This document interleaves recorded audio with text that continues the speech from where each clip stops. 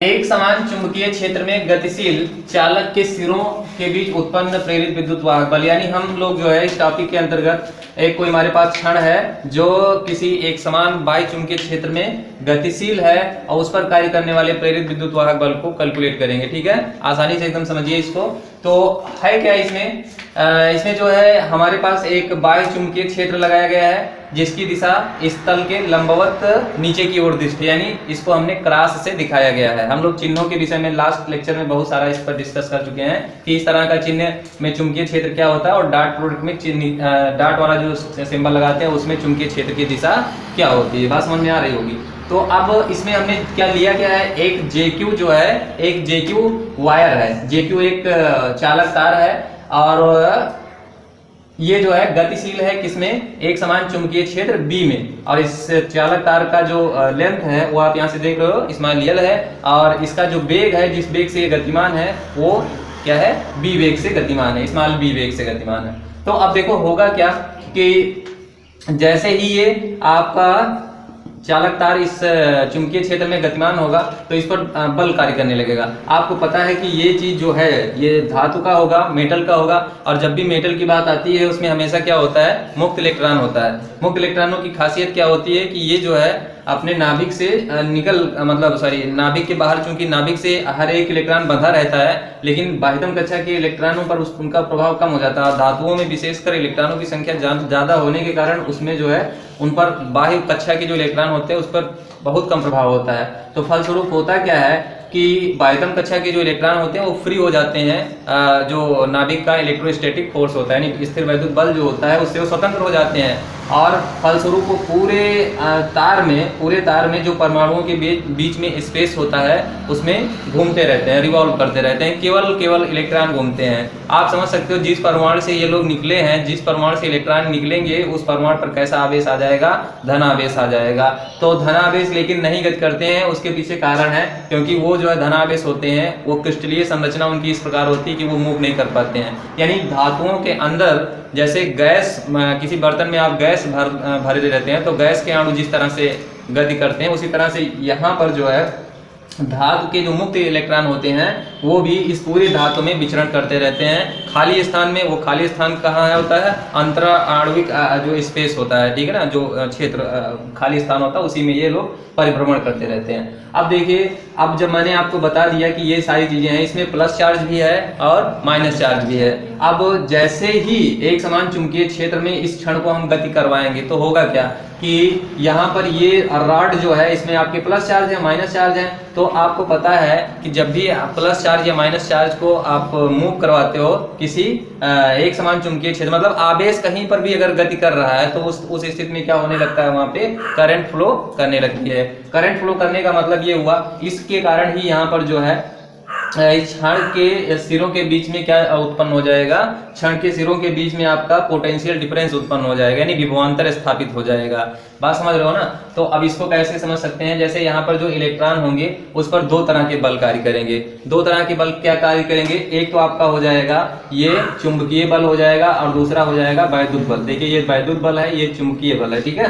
तो ये दोनों जो है आपके काम करेंगे। आप किस पर कौन क्या काम करेगा, तो जैसे देखो पॉजिटिव चार्ज है तो पॉजिटिव चार्ज पे आपका जो चुंबकीय बल होगा वो ऊपर की तरफ काम करेगा, और जो निगेटिव चार्ज है यानी इलेक्ट्रॉन है, इलेक्ट्रॉन पर जो चुंबकीय बल होगा यानी मैग्नेटिक फोर्स जो होगा वो नीचे की तरफ काम करेगा। और जो वैद्युत बल की बात है तो वैद्युत बल हमेशा क्या होगा, जो इलेक्ट्रॉन होगा वो प्रोटॉन के पास प्रोटॉन को या धनावेश को उसके पास जाना चाहेगा इलेक्ट्रॉन, तो इसकी दिशा उसकी तरफ, उसकी दिशा इसकी तरफ हो जाएगी। तो इस तरह से ये चीज हो जाएगा, चुंबकीय बल कार्य करने लगेगा, यानी Fm काम करेगा।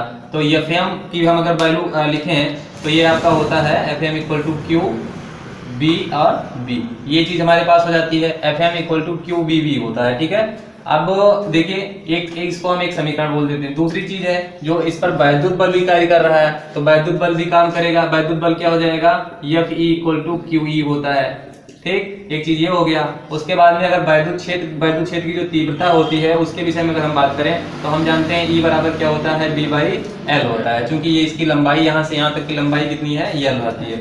अब अब यहाँ पर प्रत्येक परमाणु पर जो वैद्युत बल कार्य करेगा, जो आपका आवेश है, जैसे प्लस आवेश है तो प्लस आवेश पर जो चुंबकीय बल कार्य करेगा और वैद्युत बल कार्य करेगा, उन दोनों का परिमाण क्या होगा, एक स्थिति में बराबर होगा। यहाँ से इलेक्ट्रॉन जो है मूव करके इधर जाना चाहेंगे, जो पॉजिटिव चार्ज है पॉजिटिव चार्ज के पास जाना चाहेंगे, तो उस स्थिति में एक समय ऐसा आएगा कि जो इलेक्ट्रॉनों पर कार्य करने वाला जो बल है और जो चुंबकीय बल है, दोनों क्या हो जाएंगे, बराबर हो जाएंगे। तो जैसे ही ये दोनों बराबर होंगे उस स्थिति को हम लोग देखते हैं। यहाँ पर क्या होगा, Fm इक्वल टू Fe हो जाएगा, मतलब चुंबकीय बल और वैद्युत बल दोनों क्या हो जाएंगे, एक पार्टिकुलर स्थिति में बराबर हो जाएंगे।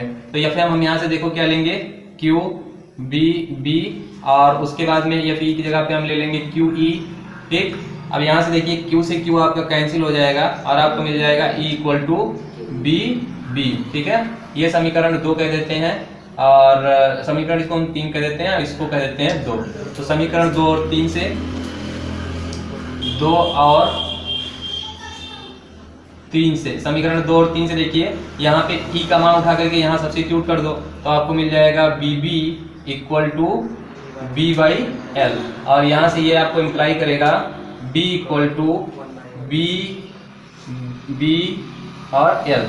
कुछ इस तरह से आपको ये मिल जाएगा और यही आपका क्या हो जाएगा, प्रेरित विद्युत वाहक बल हो जाएगा, यानी यही आपका हो जाएगा प्रेरित विद्युत वाहक बल।